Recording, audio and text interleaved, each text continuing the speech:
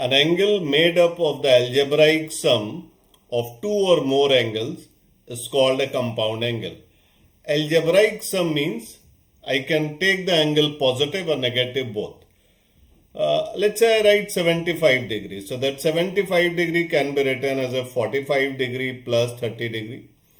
So this is a compound angle. I can also write this 105 degree minus 30 degree, and that is also 75 degree.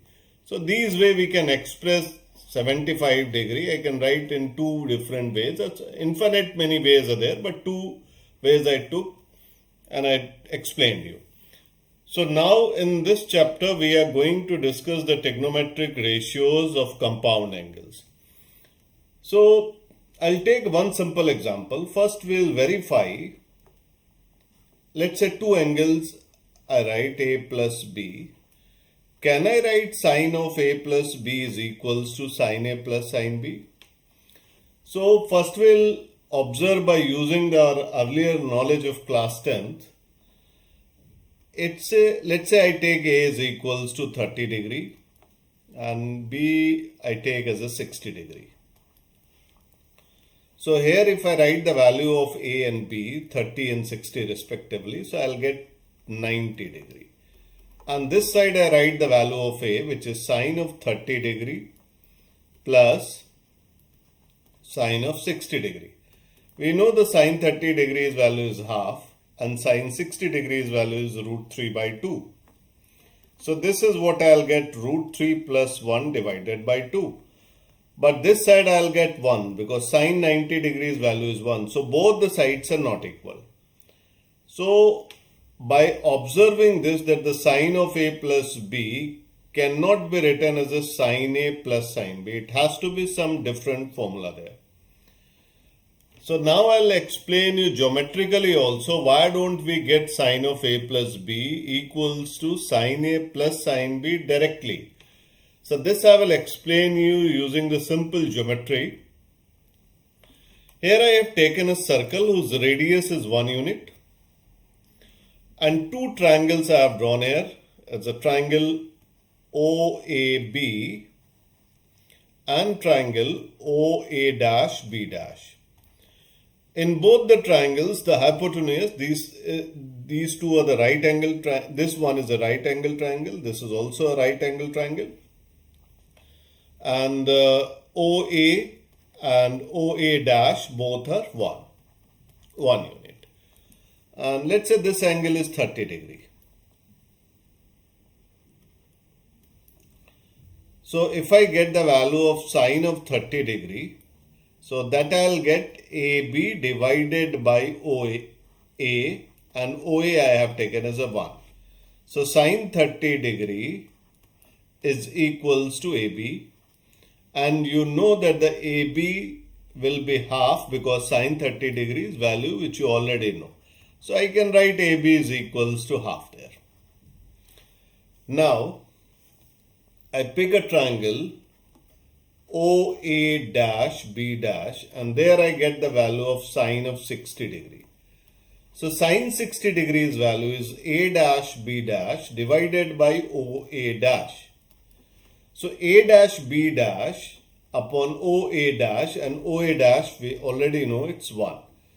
So sine 60 degree which is root 3 by 2 is equals to A dash B dash as OA dash is already 1. So from there we get that A dash B dash is root 3 by 2. Now you see this angle is 30 degree, this is 60 degree, this complete angle, the angle A dash OB is 60 degree. So it means the angle A dash OA has to be 30 degree. So if I want to write that the sine of 60 degree can be written as a sine of 30 degree plus sine of 30 degree, you see you will not get this thing. Why we are not getting this thing, you see. Now I try to get the sine of 30 degree in a triangle A dash OA. It's not a right angle triangle first of all. So what I'll do we will make a right angle triangle there. So from A dash we can drop a perpendicular on the line OA this is a perpendicular and this angle is now 90 degree.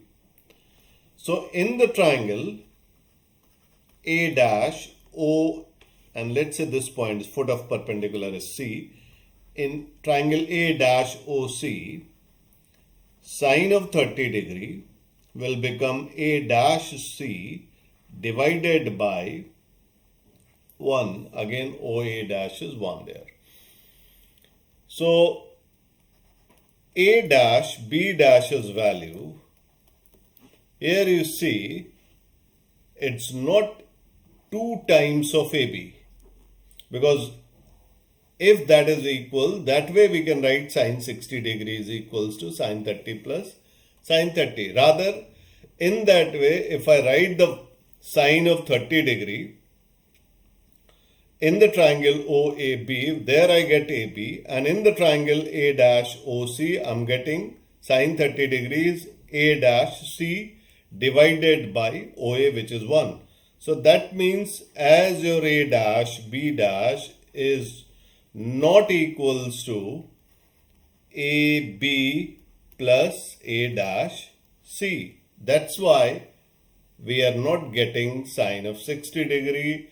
If I write sine 60 degrees value as a 30 plus 30, but I try to get the trigonometric ratio of that, the sine of 60 degree cannot be equals to sine of 30 degree plus sine of 30 degree. So I hope this point is clear to you. So now we'll develop the formulas. So here I have taken two right angle triangles, and this is a triangle PQR, and there's a one more right angle triangle which is PRS, and let's say this angle is A and this angle is B, and from B we drop a from S we drop a perpendicular.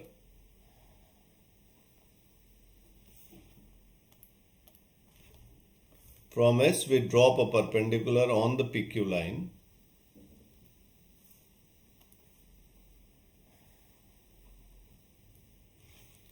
And let's say this is PQRST.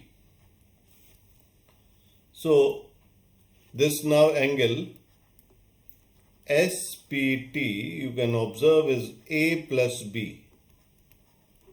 So if I get the value of sine of A plus B in the triangle SPT, sine of A plus B can be written as ST divided by SP.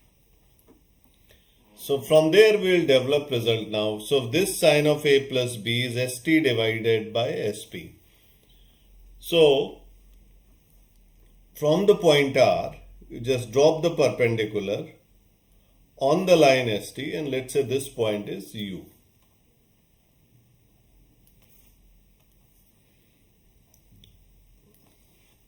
So you can see that UR and TQ are parallel, PQ and UR are parallel. So we can write that TQ is equals to UR. So we can break that ST as UT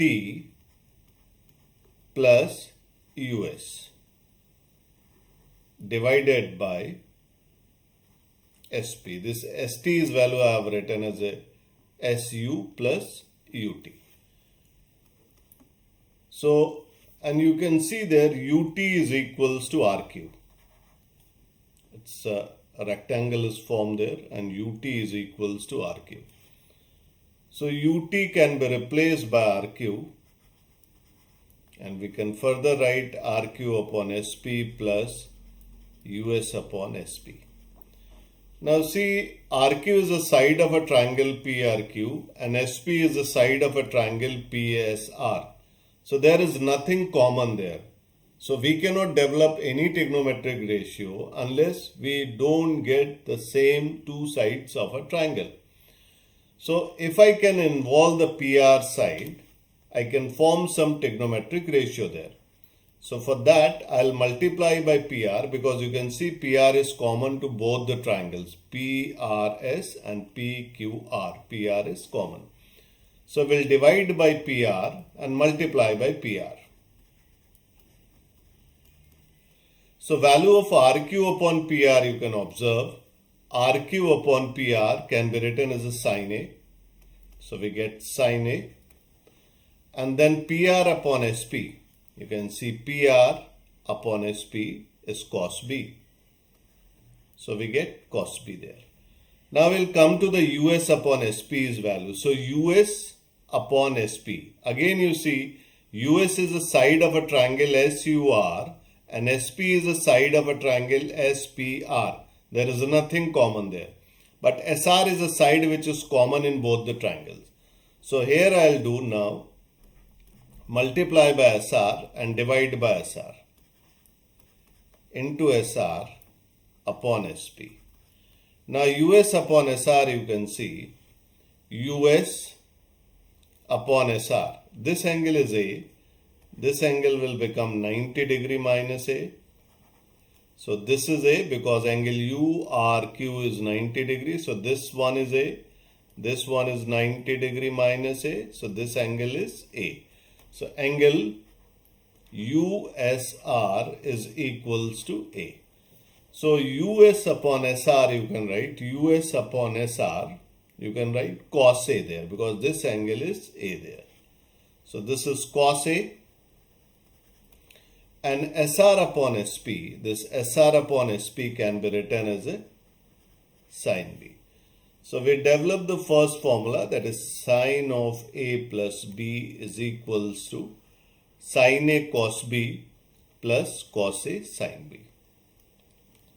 So this is a formula which we'll be using to develop our other compound angles. And similarly, we can also find the value of cos of A plus B.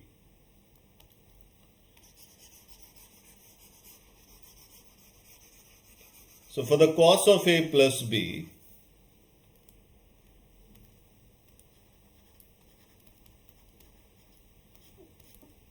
we can write in the triangle again PST triangle, you can see we can write PT divided by PS. Observe the triangle SPT. This angle is A plus B. So cos of A plus B is PT divided by SP. And PT can be written as a PQ minus TQ divided by PS. So I'm writing PT as a PQ minus TQ and TQ can be UR. TQ is already explained, this is equals to UR.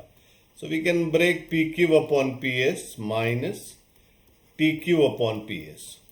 And this TQ I can write as a UR. So I'll write this as a UR.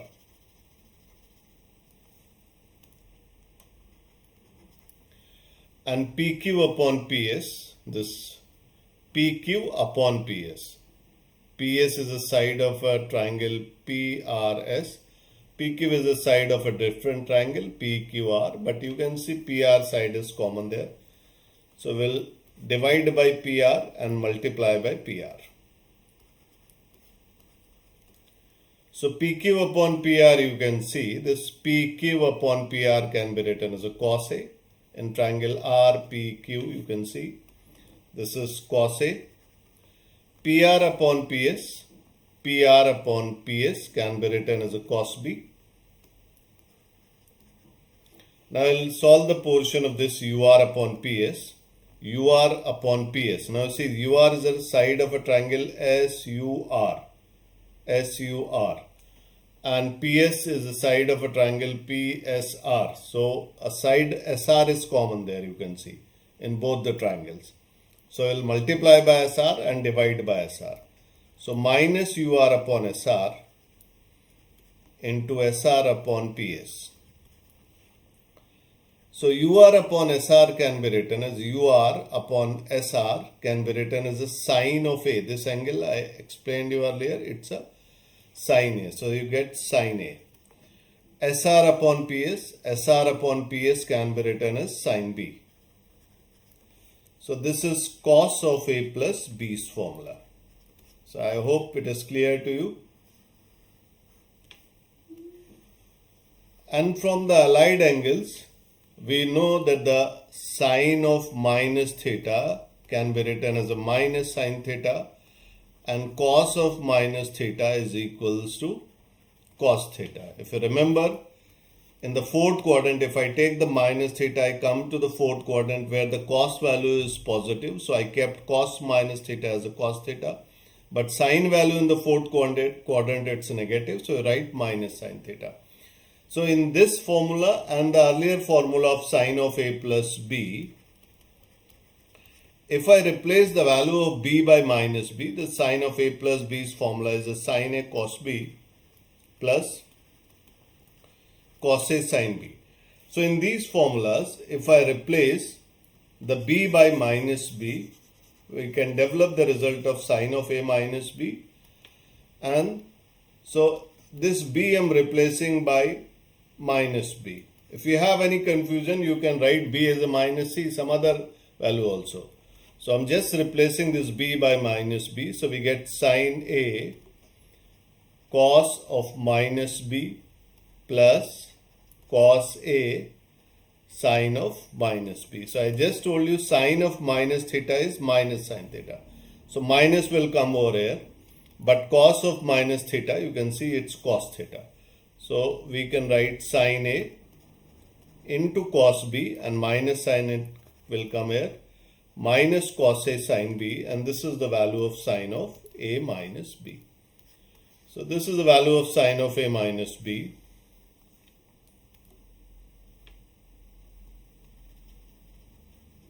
Sine of a minus b.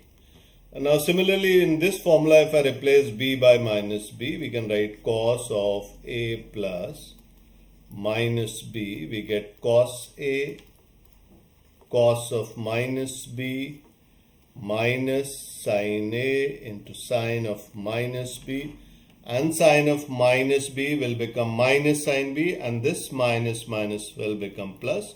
Cos of minus b is cos b. So this is cos a cos b plus sine a sine b. So this is cos of a minus b's formula. So in cos, what happens? If I use the formula of a plus b, we get minus sign in between. When I use the formula of cos of a minus b, we get the plus sign over there. So I hope it is clear to you, and rest of the trigonometric compound angle we'll be discussing in the next lecture.